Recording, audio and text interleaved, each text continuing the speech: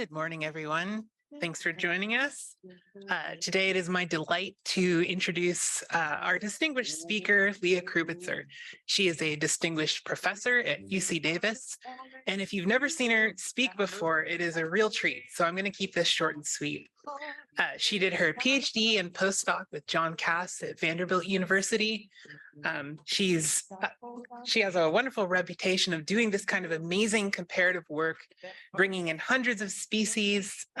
She's published hundreds of amazing papers on, showing the comparative power of these evolutionary analyses to make novel biological insights into the origins of behavior and, what makes us humans and bats and hyenas.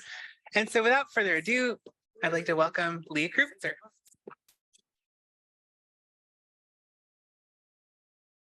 Thank you very much for inviting me. It's been a while since I've been to the Allen Institute, and this building is really amazing. And thanks everybody for coming. And even though my talk, and I changed the title of my talk, it was like from paws to hands or whatever, which was kind of corny. But the reason I changed it is because half the talk is not going to be about paws and hands, but about general principles of organization of motor cortex.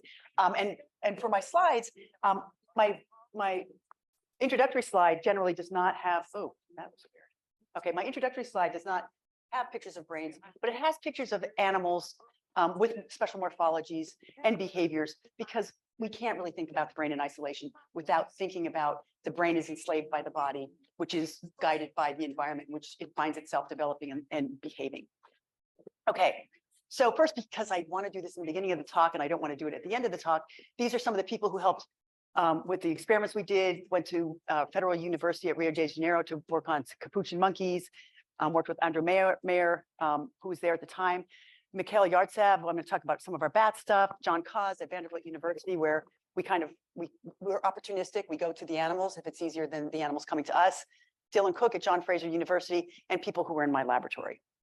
Okay, so the neocortex does not develop and evolve in a vacuum, but it evolves in the context of a body, behavior, and an environment. And in this slide, on the left, you're going to see these different brains of humans, old world monkeys, prosimians, tree shrews, and rodents. The regions of the brain involved in control of the limbs or control of any body part are motor cortex, somatosensory cortex, and posterior parietal cortex. We can look at something like a mouse, for example, and see these regions are relatively small, but they're there. In primates, you have this huge extension of these regions. So you could just look at this, but it's only part of the story. What you also want to look at is morphology in question, in this case, the paw or the hand, and the behaviors that these animals engage in. And in this case, these behaviors are all the same. It's reaching and grasping and bringing food to the mouth. I don't know if you guys have ever seen Seinfeld. Hilarious episode. Okay. So morphology. This is a hand of a galago. This is the hand of an eye. Check it out, this really cool D4 digit right here. This is the hand, quote unquote, but the forelimb specialization of a bat, which is a wing. You can see D5, D4, D3. You can't see D2, and this is D1. This is the forepaw of a platypus, which is a flipper. This is the hand of a macaque and the hand of a human.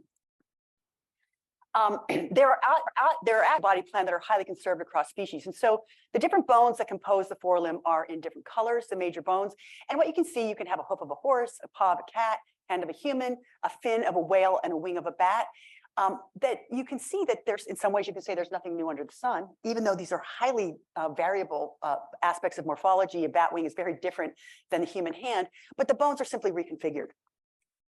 So while the morphology is highly diverse, and there are alterations in the size, the shape, relative location, and the density of bones, for example, we still are all tetrapods, right? We still all have four limbs. But we do have these unique morphological specializations in mammals, and they're associated with unique behaviors. And these behaviors require a synergistic activation of certain muscle groups, right?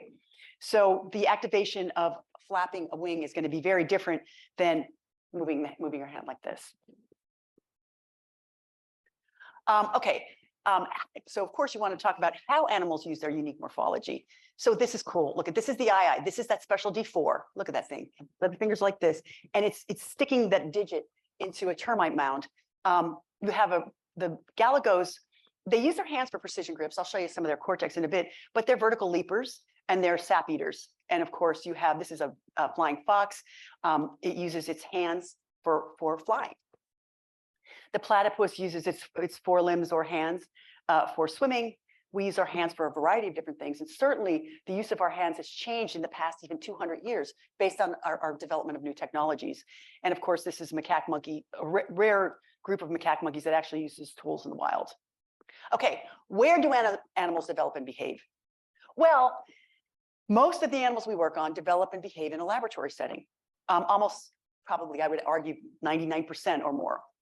When in reality, brains and behaviors evolved and morphologies evolved in much, much different conditions and to generate adaptive behaviors that will help that animal survive. So I'm going to talk about motor cortex and other regions of cortex involved in limb control. And I have to mention work from Graziano's lab in the early 2000s, where he was implanting, he had electrodes implanted in weight behaving macaque monkeys. And he used long train intracortical microstimulation while they were just handing animals these raisins. And what he found was that, and until this point, people were thinking you have to use the smallest threshold of stimulation, intracortical microstimulation, and individual muscles are represented in motor cortex. And what he showed is that if he stimulated here, the animal would look like it was leaping and climbing. This is a really cool one. If he stimulated here and the monkey was grabbing a treat out here, it would automatically bring its hand to the center of its body. Hand to mouth behaviors, defense behaviors. The point is he called these motor cortexes representing ethologically relevant behaviors. I'm holding my microphone up. It's just, I'm not trying to show you my belly or anything. All right.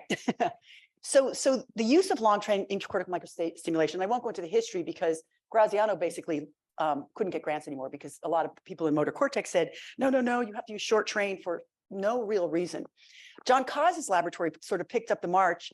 And what he found is that not only is motor cortex involved in these ethologically relevant movements, but if you microstimulate posterior parietal cortex, you can also evoke movements like reach, forelimb defense, hand to mouth, grasp, facial aggression. And he showed this not just in Galagos, John also showed it in, I think, owl monkeys and squirrel monkeys. And he has a huge body of literature on this, which is really amazing. Okay, importantly, though, cortical areas involved in motor control of the limbs did not evolve de novo in primates, although most of the studies are done in primates. It's because, as I showed you in the first slide, these animals are reaching or grasping, they're bringing food to their mouths, they're doing things with their hands.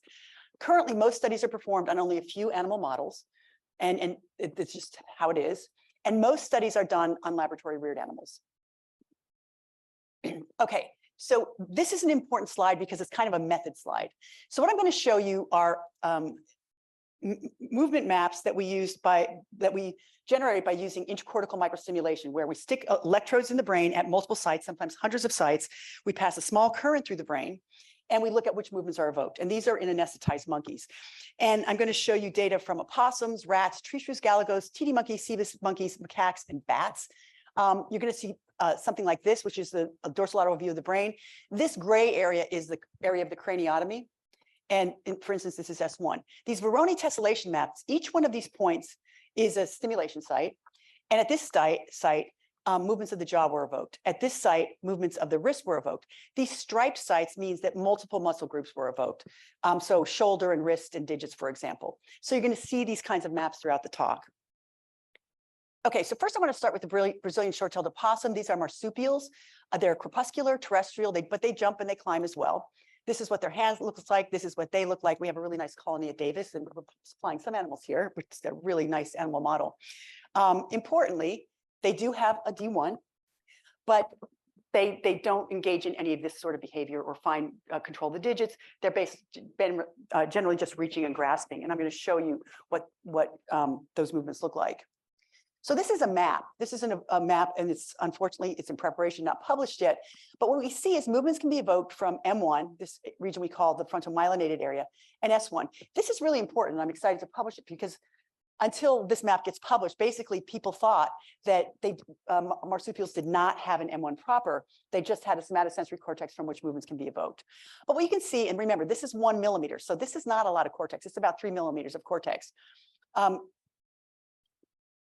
There's only a very small extent of cortex that represents movements of the forelimb. So maybe about 2 millimeters by 1 millimeter.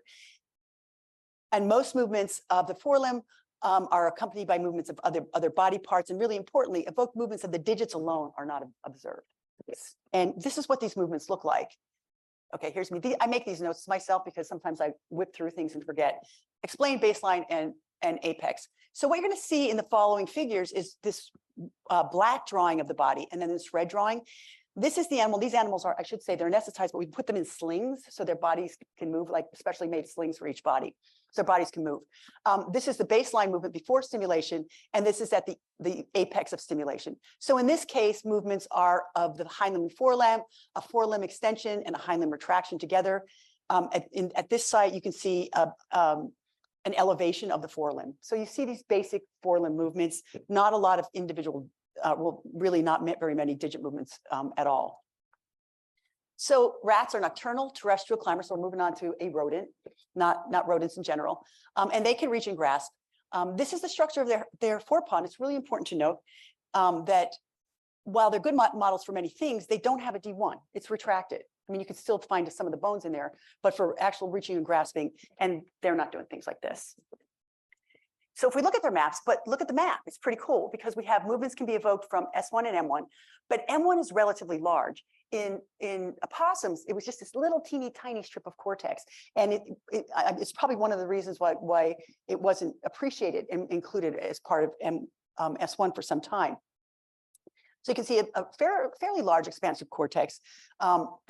Importantly, there's only a relatively small portion of cortex that represents movements of the digit and wrist. I'm not talking about shoulder. I'm not talking about just general elevation or retraction.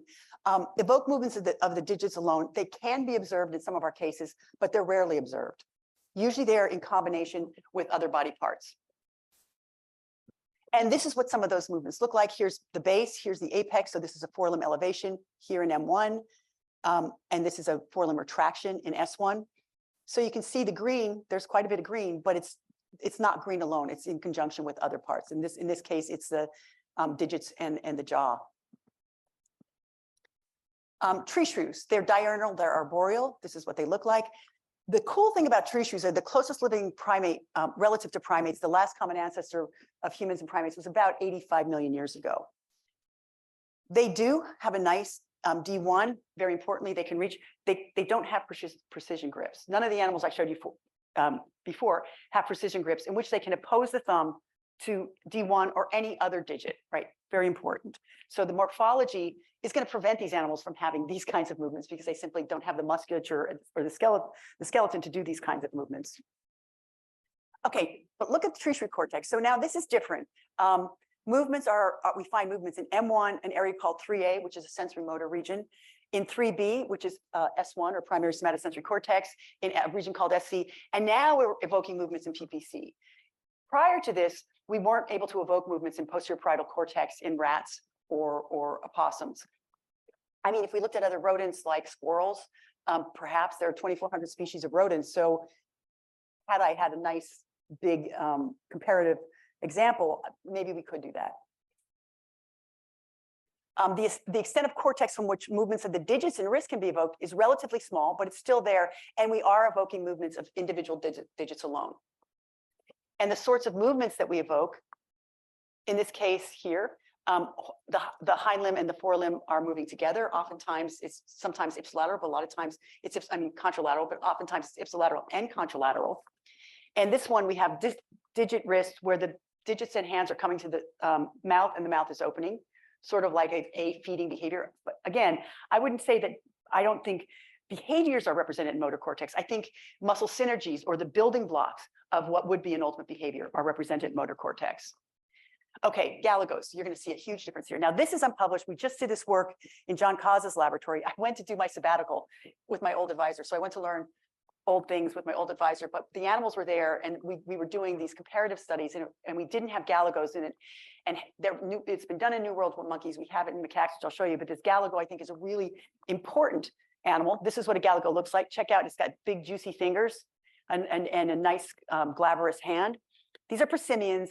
They reflect, their brains are thought to reflect early primates. Importantly, they're nocturnal, arboreal, they're vertical leapers, right? So they're doing a lot of leaping from branch to branch like this. And they use their hands for grasping and they can catch small invertebrates, but they're not really good at it. They are sap eaters. And I'm going to bring this up because I can't wait to show you the map. And they have a thumb, but it's not opposable. So they can do power grasps, but they can't do anything like this. So look at the map. So here's the cortex. Here's the extent of our craniotomy. And you can see there's a huge expansion of cortex from which movements can be evoked compared to tree shrews or any of the other animals I showed you. Premotor cortex, motor cortex, 3A, 3B, which is S1, area 1, 2, and posterior parietal cortex. One thing you're going to notice, you have a lot of these multiple striped regions, which means you have a lot of muscle synergies being activated together. Okay, so importantly, there is a lot of cortex devoted to representing the forelimb. But check this out. This is all shoulder, a ton of it's shoulder with hind limb, probably associated with vertical leaping. There's only a really small portion of cortex that represents individual digits, and oftentimes, sometimes alone, but mainly with other body part representations. And some sorts of complex movements that can be evoked. This is a forelimb reach. So the animal, it's in a sling, and you would activate it and it would go like this. The lower one is a grasp. So in resting position, baseline is here, and it would literally do this. So it would be a movement of the arm and a grasp. And those are power grasps. They're not precision grips. Okay, let's see here. Okay, cool. Tongue movements. So all of a sudden, after the bats and the galagos, I become very interested in the tongue and oral structures. We don't know a lot about it, but yet all animals, this is a really important body part. I would argue probably as important as the hand. So we have a huge amount of cortex devoted to the tongue. And I got to tell you, it was so cool because these maps, I should say, especially in these large brains, you start in the morning and these maps can go for days, right? So you're collecting all these data, you're videoing each of the movements, you're documenting each of the movements. And so it would be, and so look at this. So this is the representation of the tongue, retraction of the tongue, extension of the tongue. I had a video, but I didn't know if you guys would be grossed out by it because, well, there's some surgery stuff involved, but it's a face view of the galago. And we would get the coolest tongue movements. So you'd have the tongue coming out and going like this, and it would be this repetitive movement. Like we hadn't seen anything like that. And then of course I thought, well, they're sap eaters. They have a really coordinated tongue that's involved in something that's really important to them, which is eating sap. And so you had minor extensions and you can have these major extensions. And the funny thing, I said like 2 o'clock at night, no one's there but us. And we were, as soon as you see this movie, you're like, oh my God, that's amazing. So, it sounds like we were having a party in the experimental room, but it was pretty cool. And it would be like, Dylan, do it again, Okay, TD monkeys. Now, these are New World monkeys. They're arboreal and they're diurnal. They have a thumb and they have a nice, well-developed glabrous hand. They can't do this, right? They don't have an opposable thumb. So wait till you check this out. Okay, what I want you to see is look how much green there is, right? So this green is representing digit, elbow, wrist. We have movements that it can be evoked over a huge extent of cortex. Again, here's a dorsolateral view of the brain. This is the craniotomy. So movements could probably be evoked even further forward, but this was limited by the size of our craniotomy. So you have a huge amount of cortex, premotor cortex, M1, 3A, S1, area 1, 2, posterior parietal area 5, and let's call this PF, PFG, other posterior parietal regions. So there's a lot of green here going across a lot of cortex. Where you can evoke complex movements of the digits, and a lot of sites where digit movement alone can be evoked, which I say right here. These are kind of to remind myself not to forget stuff. The types of movements. So this is an example of a power grip here. So this is baseline, apex. So you can evoke movements like this. You can evoke wrist and digit movements together, as noted by a lot of these striped regions, elbow, wrist digit, shoulder digits. So you have a lot of cortex that's devoted to the digits, a lot of cortex that's actually devoted to the digits alone. Cool. All right, I wanted to point this out. You see a lot of brown here and you haven't seen this. These guys have prehensile toes, so they can grasp with their toes. And you see a relatively large amount of cortex devoted to the toes. And now this is on the dorsolateral surface. If we went onto the medial wall, my guess is that we'd see a ton more of these representations of the toes because they use them often for grasping. Okay, capuchin monkeys. So as I said, we're opportunistic. We went to Rio de Janeiro, which was a real harsh thing to do, to go work on these capuchin monkeys. These animals are amazing. So I don't know if you know about capuchin monkeys. They're New World monkeys too. They engage in tool use. They have sophisticated culture.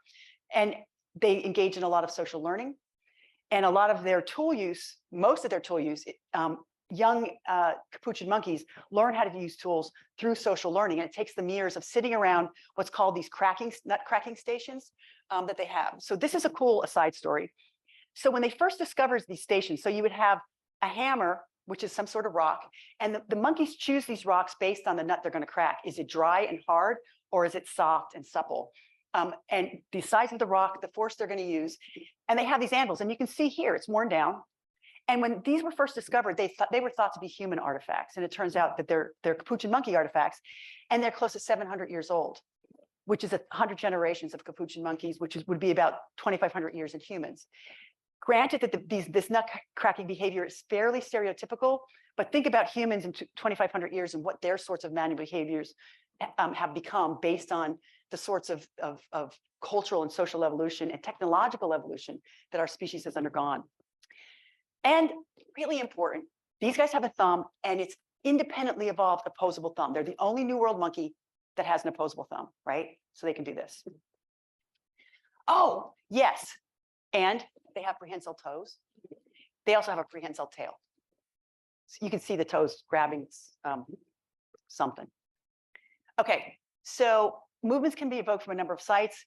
So we traveled to Brazil, and for these experiments, you have to use very specific sorts of anesthetics, and they couldn't get them, or they were expired. So we kind of had to, work with what we had. So we couldn't get as much responsive cortex, but I hope you can still see there's a lot of cortex that's green, and we can evoke cortex from M1, in some cases premotor cortex, area 2, portions of posterior parietal cortex.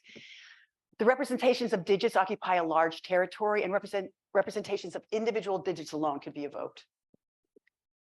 And these are the kinds of movements that we could evoke. Many types of precision grips. This one was like this.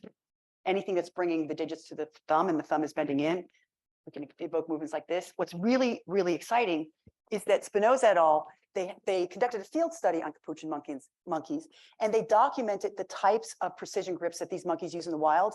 And there were 16 types that they found that they use in the wild. And during our experiments, we could evoke 9 of those. So we can evoke a subset of these grip types. And I just wanted to show you this. This is from the paper. Everybody wants to use their own colors. In this case, the ankle toes are in purple and the tail is in gray. They have prehensile toes, and you can see a lot of toe movements with other hind limb movements and prehensile tail. They use their prehensile tail. So first of all, they can grasp with their toes, but also when they're cracking nuts like this, they use their toes to grip onto a log, and they use their tails to stabilize themselves. They also use their distal tail to bring food to the hand, and then to the mouth. So they're using their tails in pretty sophisticated ways. Okay, and then our friend, the macaque monkey. Macaque monkeys are diurnal, they're terrestrial. In this case, off the coast of Thailand, these monkeys were isolated, and they learned to use tools in the wild, for, using rocks to crack oysters open. They have a thumb. It's an opposable thumb, and they can do a variety of different precision grips with their hands. So I hope you see this huge expansion of cortex that's involved in forelimb control, including premotor cortex, motor cortex, 3B, 3A, area 1, area 2, and a lot of portions of posterior parietal cortex. A huge portion of cortex where movements of the digits and complex movements of the digits can be evoked. In all of these regions, movements of the digits alone can be evoked, oftentimes in conjunction with movements of the wrist. And these are the types of, I'm just showing you 2 examples. This is a power grip, which is like this. This is a very fine precision grip, which is like this. And so I just gonna end this part of the talk, and kind of go through, I think, what we've learned from this comparative study. Opossums, rats, this is a little phylogenetic tree shrews, TD monkeys, and then capuchin and macaques. And it's really clear that cortical areas evolved in reaching and grasping predated primates probably by at least 180 million years. So these networks have been around. Most of cortex where you can evoke movements in opossums is in somatosensory cortex with a little tiny motor cortex. In rats, this motor cortex has expanded. So, and primate evolution, we have tree shrews here, but primate evolution is characterized by a huge increase in the number of motor and somatosensory areas and a very large expansion of posterior parietal cortex, as we can see here. This is the key to the areas that I'm talking about. And with the evolution of an opposable thumb, there's a further expansion of somatosensory and motor cortex. And what's a really cool comparison is capuchin monkeys are more closely related to TD monkeys than they are to macaque monkeys. But if you look at the cortical organization of areas involved in forelimb use, they have an independent expansion of posterior parietal cortex. And this is an old study we did years ago when we were in Brazil. They actually have the emergence of an area 2, which you don't see in other New World monkeys. So in this case, their cortex, because of hand morphology and use, resembles that of their very, very distant cousins, macaque monkeys. Then they're really, really close cousins, the TD monkeys. Okay, but looking at evolution of areas of cortex involved in complex movements alone is only a part of the story. What about the general organizing principles of cortex? And I hope you get an idea about the general organizing principles of cortex just based on the hand. But what I want to talk about are animals that are highly derived, and in this case, Megacoropter and bats. So we work with Michael Yartsev on this. These are Egyptian fruit bats. They're Megacoropter and bats, very important. Of course, I'm glad I put that up there. They fly, in case anybody didn't know. They echolocate. So these are the only Megacoropter bats that echolocate. Microcoropter bats echolocate through vocalizations. These guys echolocate by clicking their tongue. So we're getting back to the tongue again. I'm fascinated with this. They also engage in vocal learning. So they have, this is their D1. Really important, I want to point out, this is their hind limb. And it looks kind of pathetic and small and not very interesting and doesn't seem to be highly musculature compared to their shoulders and their trunk. Okay, check out the cortex. Now, what is conspicuously absent here? And hopefully you would be able to predict this. There's hardly any green, right?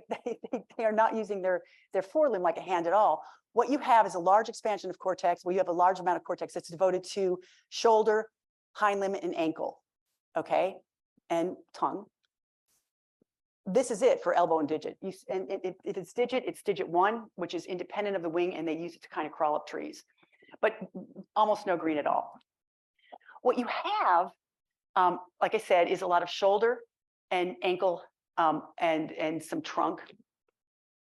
These are the sorts of movements that you evoke. You can evoke a movement like this of the shoulder, and these kind of fine movements of the hind limb and the ankle. This is a reminder. The reason, and so you saw the musculature of the ankle. It's not really that impressive. But here's what they do with their ankles. When they're flying, they use their shoulders to propel them. And they use these fine little movements of their ankles to control the shape of the wing during flight. So that turns out to be a really, really important synergistic movement. So what you see is a huge representation of ankles, and a lot of times representations with the hip and the shoulder. But there's another cool specialization, and that is they echolocate using their tongue. Probably the only person on the planet who has this picture. I know. Here's the representation of the tongue. So if you look at this map, their shoulder, ankle, and tongue, that's what their motor map looks like. Oh, let me just go back here for a second. I guess I missed it. We're able to look at, these are baseline, apex, and what we found using our sort of techniques were retractions and extensions of the tongue. And this is using video recording in our own eyesight. What's nice is this is literally, I almost didn't show it, Dylan and his group from Fraser University, Milad and James. They came to our lab about 2 weeks ago. So this is like, literally, he sent this to me at 11 o'clock last night. And this is a different kind of thing we're doing. These are still anesthetized. We're still doing intracortical microstimulation studies, but they're automated. We've implanted 16 bipolar EMG electrodes in different parts of the body, in parts of the tongue, in the larynx, in parts of the shoulder, and other regions of the body. And I can't show you any waveforms, but basically, what we're doing here is showing you regions of cortex, and we're concentrating on that tongue-mouth region where larynx muscles were activated, tongue shape activated, tongue movement, and they're the different muscles here. Importantly, what we want to do is look at synergistic movements, because the tongue can be used for mastication, it can be used to extract pollen from flowers, but it also can be used for echolocation. And when it's used for echolocation, it changes its configuration with the downward movement of the shoulders. So by doing these sorts of studies, we can actually sort of disambiguate what these representations mean, which parts are for mastication, which parts are for echolocation, among other things. This is pretty complicated. This is just showing you number of muscles activated. Here's a dorsolateral view of the brain.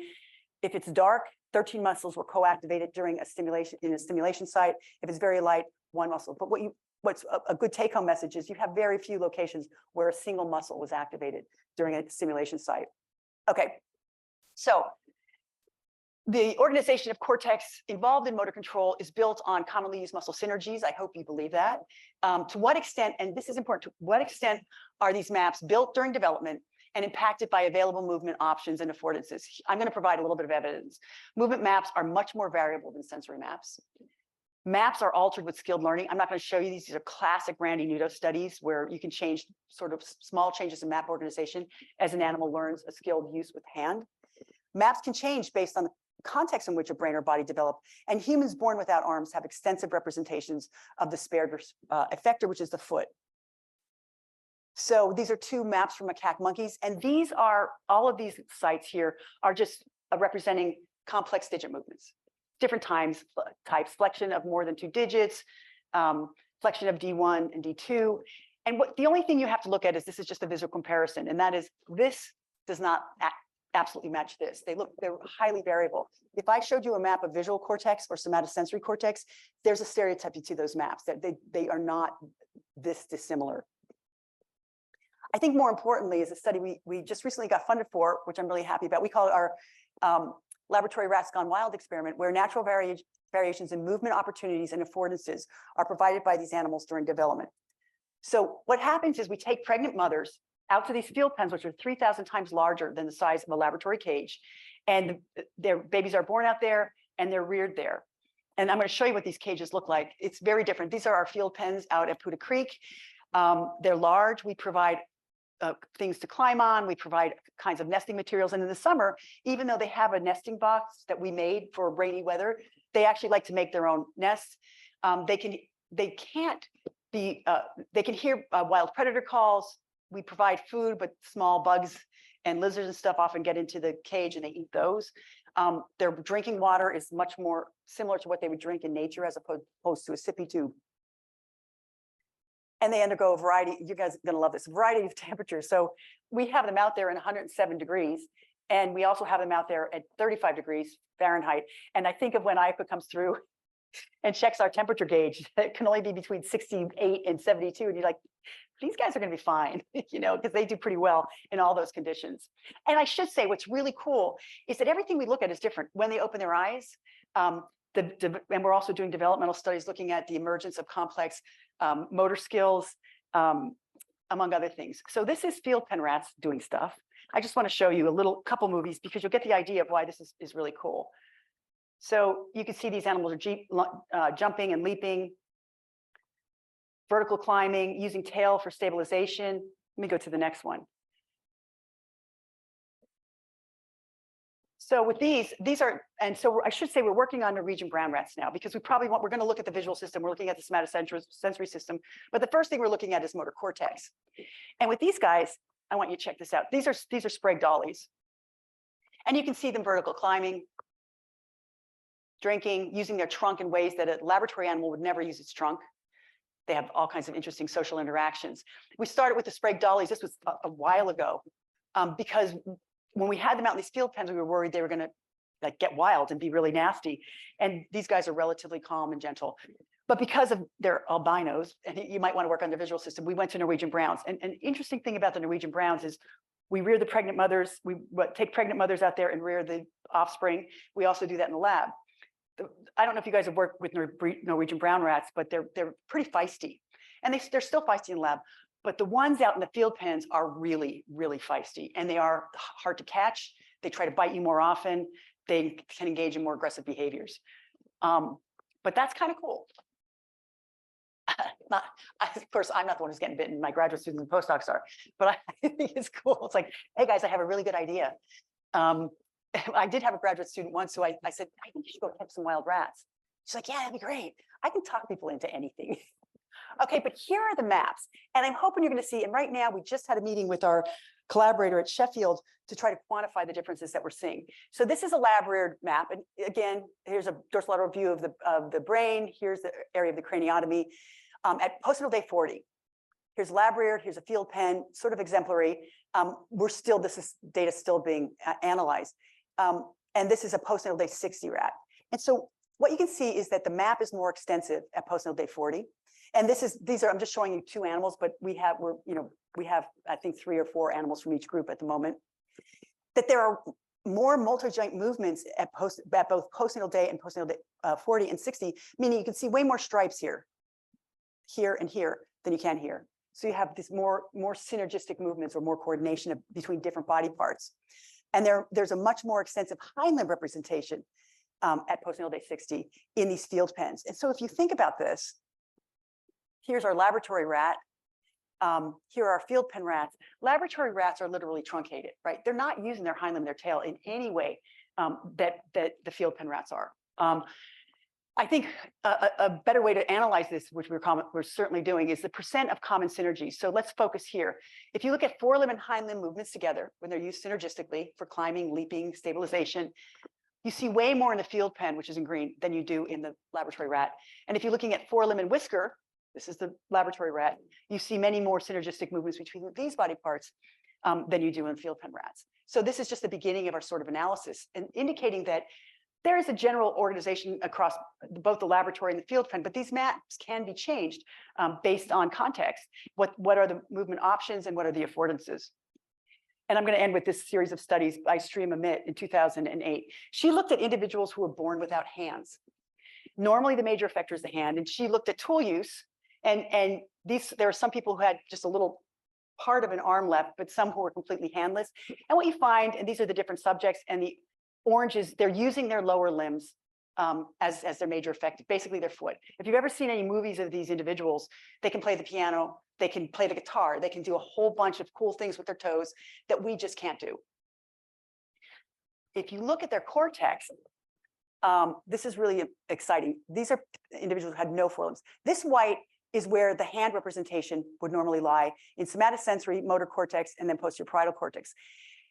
The purple is the foot. Normally in posterior parietal cortex, you would have all hand representation in macaque monkeys and humans because it's about reaching and grasping, it's about the hands. What we now know is that it's not about representing a particular body part. It's about, ooh, I just think that was gross. It's about representing the major effector. And in this case, the major effector is greatly changed, and it's the foot. And what's interesting, this is a really nice comparative study where Reardon and his group looked at macaque monkeys and humans. And he looked at the regions of cortex that were differentially expanded in humans versus macaque monkeys. And what he found is that posterior parietal cortex and motor cortex are differentially expanded. So with the expansion of the cortical sheet, it's not like the whole thing just got large. Different parts got larger relative to other parts. And part of that was posterior parietal cortex, and part of that was motor cortex. He also looked at the parts that develop late versus early. So I'll call it built during development. Posterior parietal cortex and motor cortex are part of those. So we have a larger amount of cortex that's differentially expanded and that develops much later, allowing the environment to have, I think, a greater role in constructing it. Okay, so the big question is not how far I can push a phenotype. You know, we have a lot of experiments we show we can push a phenotype pretty far. The bigger question is, can rearing in a highly variable environment with a large number of affordances alter the ability of an animal to meet a wider range of sensory motor challenges? Can they make a brain that's more plastic? Think about laboratory settings. The lights go on and off at the same time every day. Their cages are changed the same time every week. There's so little variability in that environment. So the students of the environment are really, really tight versus an environment where change is always happening, right? So I think that's the bigger question. If so, then there must be alterations to the neocortex at multiple levels of organization, not just at the level of maps, but at the level of the synapse or cell types. And so this is just a final slide. Good. This is just a final slide. At the top is genes and morphology. At the bottom is artifacts, social context, and inventions. And this is human evolution. So I think what's really interesting is that the modern human hand, has been around for about 1.8 million years. Our big old modern human brains have been around for about 500,000 years. So the hardware, the hand and the big brain have been there for a really long time. But I mean, look at what we were doing. We're cutting tools, some cultural traditions. The Industrial Revolution just occurred 250 years ago. And since then, human evolution or human cultural evolution has snowballed. The earliest anatomically modern humans have been around for 300,000 years. I would contend if you placed genetically a Krubitzer in this environment, I wouldn't be Leah Krubitzer, with a spear or whatever. I would be a fundamentally different brain. As I said, we were using sophisticated blades 60,000 years ago, even though we had that modern hand and we had the big, huge brain that had differentially expanded. The Industrial Revolution, as I said, was about 250 years ago. And you can see some of the things that occurred really, really rapidly over the past 250 years. And now we have daily and prolonged interactions with machines and computers and the numerous technologies that we create. And obviously, this is going to change those portions of the brain that are involved in those interactions, like posterior parietal cortex and motor cortex. And so I'll end with just this. Humans have evolved an extraordinary capacity to construct our neocortex over the course of a prolonged infancy and childhood, allowing for rapid phenotype change, even within a single generation. We have a remarkable fluid brain-body interface with the environment such that tools and machines can extend our embodiment in peripersonal space and expand the loop between our brains, our bodies, and the world. This has made us into unique biohybrid creatures whose brains adapt and bootstrap themselves with the technologies they have given rise to, and with whom our futures are increasingly intertwined, for better or worse. We can no longer live without our technology, right? It's become a part of the whole system, brain, body, environment interface. And so I'm going to end there. This is my lab. These are our funding sources, and say thank you. And 45 minutes.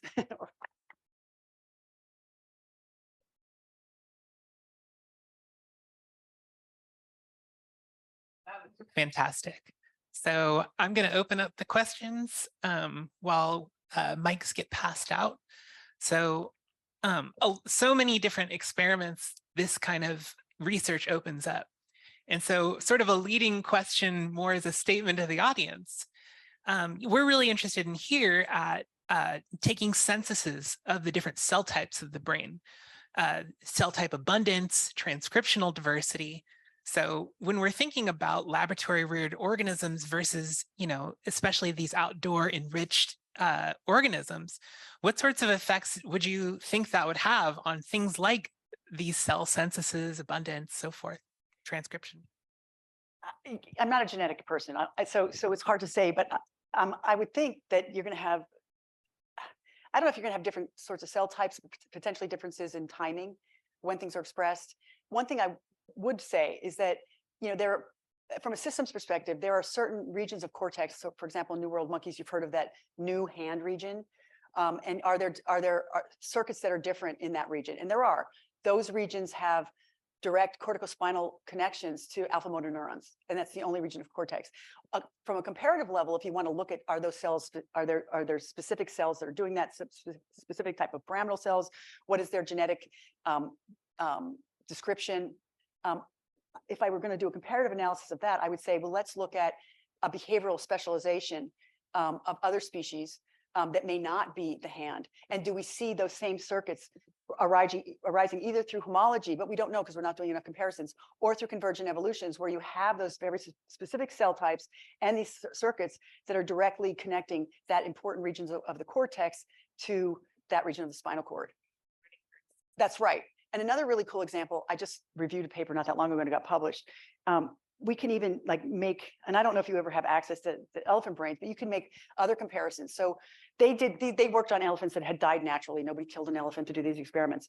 But what they found was that, the tip of the trunk acts like a hand. It's really, really dexterous. What they found is a region of the trigeminal nerve that innervates that portion of the trunk is like this big and maybe twice as large as the entire spinal cord. So then you might expect differences in cortex and those cortical circuits. Do they look something like that hand circuit in macaque monkeys or the vocal learning circuit in bats? And so I think those kinds of analyses might be good. So don't ask me any more really complicated genetic questions because I can't answer them.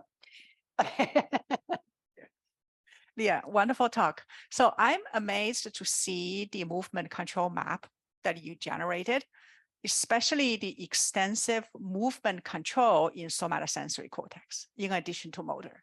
So that goes against the intuition, right? Is there any functional segregation between somatosensory cortex and movement? If there's this wide area in the cortex that controls different kinds of behavior, right? Movement.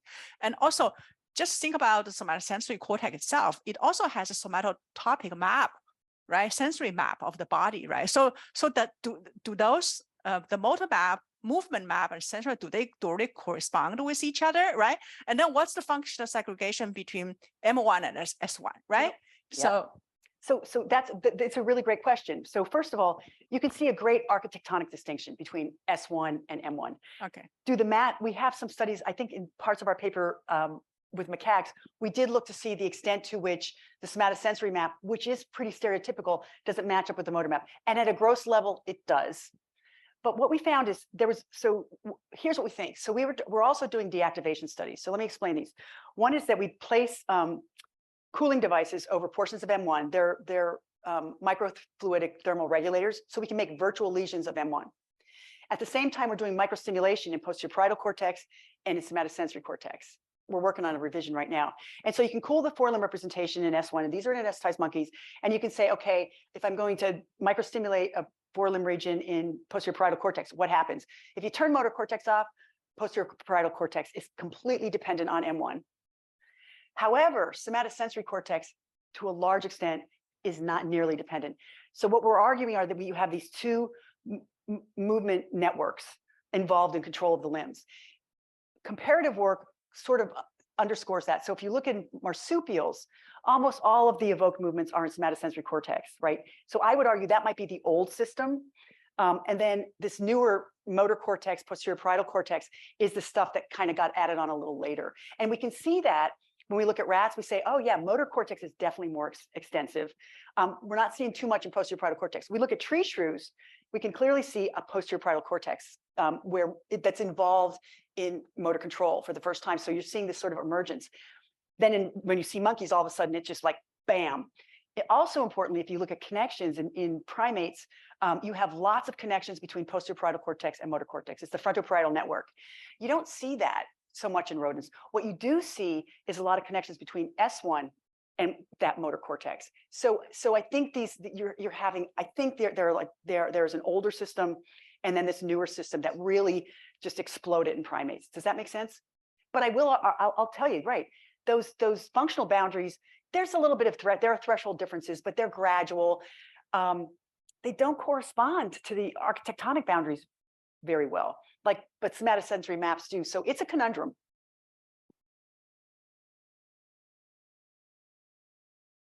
Else.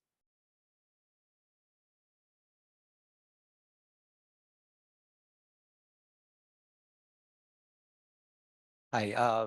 So like sensory mapping is highly plastic if you perturb sensory inputs during the critical period. For your motor mapping, is there an equivalent to critical period? Probably.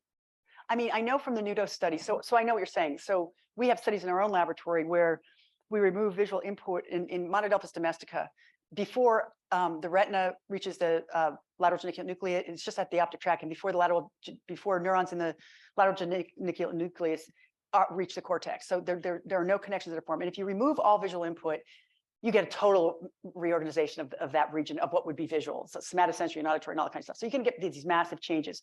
I'm not certain that anyone has actually done that for the motor system. There may be a couple studies in rats. There are some studies in rats, but they're very few. What Randy Nudo showed in his adult experiments is that there's still a fairly high degree of plasticity. So my guess is there's going to be a critical agent. I don't know if you know of these experiments. They're amazing. He did them in owl monkeys. And what he did is he had the animals learn to reach and grasp this little pellet through a slit, right? And they were really crappy at it, but then there's a learning curve and they get really fast and really good. And they use fewer and fewer movements to actually get that treat. So he mapped motor cortex at baseline, recovered the animal, and he mapped the digits and wrist representation. Then they learned it, and he opened up the brain again and remapped it. And guess what he saw? A big expansion of these digit and wrist representations that correlated with behavior. Closed the animal up. They kind of unlearned or they didn't use this behavior for a while. So like 3 months later, remapped again, and you get this shrinkage of cortex. Then finally, one last time, he trained them again. They got really good at it. He opened it up, and you got this expansion. So we think of maps as some sort of solid thing, but in reality, somatosensory maps, motor maps, visual maps, they're floating. right? There's this slight changing contractions and expansions, certainly throughout the course of a lifetime. And it doesn't require any new connections. What it requires is just changes in synaptic efficacy. The circuits are there. The developmental plasticity could involve the growth of new connections, or you can have some real structural hardware changes, which I think make the difference. And then so you have your sort of critical period, which that kind of stuff can happen. But you still have a lot of degrees of freedom for change, even if you're just changing the efficacy. If you think of all the synapses in the cortex, you can sort of model these circuits very rapidly. Anyway, that's my answer. I'm sticking with it.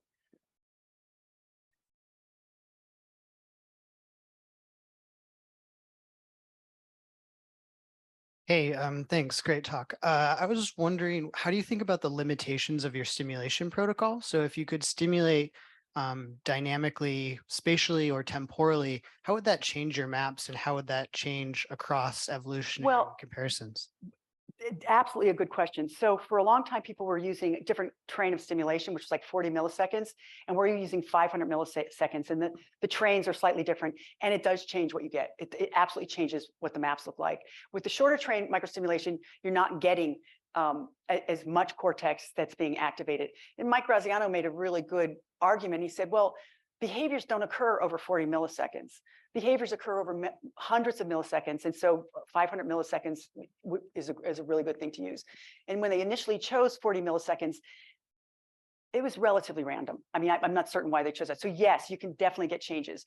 And there are some, sure, our big maps that we're generating, we're doing video analysis, we're making notes. It's kind of a caveman way to do this, but it's a really good way because it's a universal way in which we can do this. Ideally, it would be great to do this in awake behaving animals. There's no question about that. And would we get differences? I think there could be some differences, and probably some really interesting differences. But if you want to do it in a lot of different animals, and I've worked on a lot of different animals, that anesthetic is hard. And getting the prep down is really hard. So to try to take this to the awake behaving animals, I could do it if somebody wants to give me like millions of bucks. But unfortunately, I just have my tiny Leah Krubitzer, couple of RO1s, and so you're kind of limited. But it's a really good question, and yes, I think you would get differences. I don't think you get a totally different story, though.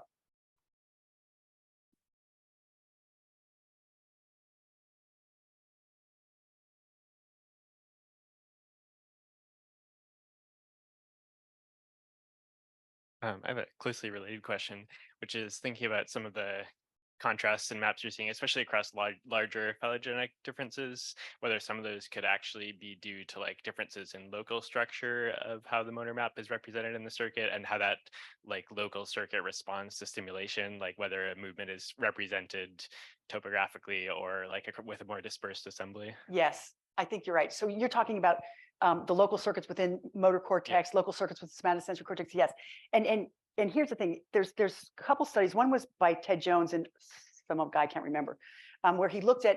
He saw mosaic, even though he was doing short train intracortical microstimulation. He saw this mosaic organization. You don't see that in somatosensory cortex, where you can have the same movement represented in distant parts, right? But generally, if you go from medial to lateral, you go from hind limb to forelimb to face. And so he injected in little tiny regions. Let's say it was some sort of wrist extension, okay? And he would inject in that little part with a little tiny amount of tracer, and he would look at the circuits, and he saw, oh, yeah, it's going to other sorts of like representations, but some dissimilar representations as well. So the anatomical circuitry for the kinds of stuff we saw is there. So I think what you need to do is look at what that intrinsic connectivity looks like in different species. Another good study by John Cos, where they used optical imaging, and they did this long train intracortical microstimulation. What they showed, which is really cool, it completely reflected what we know anatomically about the hardware, where they would stimulate, because people said, well, it's long train. What you're doing is like, you're really stimulating this huge expansive cortex. What you're stimulating is circuits, because when you look at optical imaging, you would stimulate here, and what you would see is little activities, right? Not like just one big, huge concentric ring of activity. So you're stimulating these local circuits, and that's what you want to do. I don't want to stimulate one single neuron, because that's not how the brain works. Did I answer your question? So I think you'd want to look at the local circuitry in a mouse, the intrinsic circuitry in a mouse, but also the long range connections as well. That's going to play into it, and how those local circuits are acting. But I think it'd be a really great comparative study to do that very thing. One thing we're doing with our field pen rats and our laboratory rats is we're trying to replicate the Jones study, where we have a little tiny injection in, let's say, some sort of forelimb retraction in both, and say what my prediction would be that if I looked at that representation in a field pen mouse, I would see more diverse connections with other body parts. And if I looked at that in a laboratory rat, I would see more restricted connections with movements, representations that were relatively similar. So I think you can get at that question, or you can even do it with optical imaging, if I could afford to do optical imaging. Yeah, I mean, that question could be answered with optical imaging actually really fast. We'll take one more question.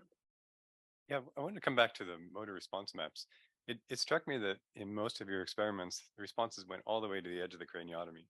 So how much more is there to map? Well, Maybe, you know, maybe much more expensive than that? what's that? Is it No, I don't think so. I mean, part of it is it's due to the craniotomy. So in some instances, we went to the edges of the craniotomy and we're getting no responses. Like we're not getting responses back in visual cortex or auditory cortex. We are getting responses in somatosensory cortex. And if we went further, we'll get responses in premotor cortex for sure. But it's pretty expansive. In primates, it's really pretty expansive. But I don't think you're going to, there is an end. And these things are limited by the size of the craniotomy, but you have to appreciate, like the macaque monkey experiments, I think they took 3 days solid, where we would map in teams, where by the end of it, you're going insane. Because there's a little thing that goes, which when when you're stimulating. And so it's really hard to collect that data, but I don't think it's infinite, right? And I'm just talking about the cortex. Of course, there's the basal ganglia. There are other subcortical circuits that are going to be involved in this stuff. So, well, spinal cord is one, really important. And you can look at the spinal cord. So we also want to look at cortical spinal projections in our laboratory and field pen animals. I think the spinal cord develops over a long course of postnatal development to, like, I think P21. One thing you might think is, well, if I inject, let's say, a forelimb representation in motor cortex in a field pen rat, I'm going to see a more expansive projection pattern in the spinal cord than I would in a laboratory animal. So there's a lot of ways you can get at this with good neuroanatomical experiments that take forever. Okay. Let's give one big, huge Thanks. round of applause to Leah Krubitzer. Thank you.